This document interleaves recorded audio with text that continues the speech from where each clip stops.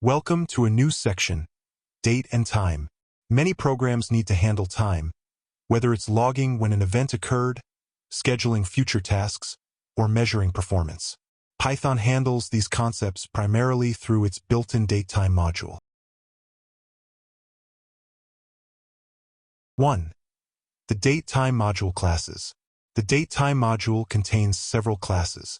The three most important are the date class, which holds year, month, and day information, the time class, which holds hour, minute, second, and microsecond information, and the composite datetime class, which holds all of this information combined. We must import the module before we can use any of these classes. 2. Creating a date object. To create a specific date, you call the datetime.date constructor, passing the year, month, and day as arguments, all of which must be integers. Once created, the resulting date object has attributes like .year and .month that allow you to easily access the component parts of the date.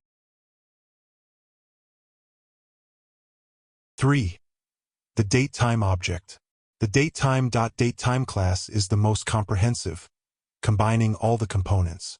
To create one, you pass the year, month, and day, followed by the hour, minute, second, and optionally microsecond. Just like the date object, you may access the individual components using attributes like .hour or .minute.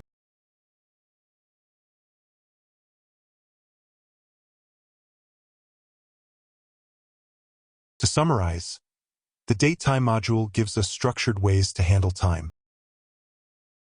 Our next lecture 25.02, Time since Epoch. See you there.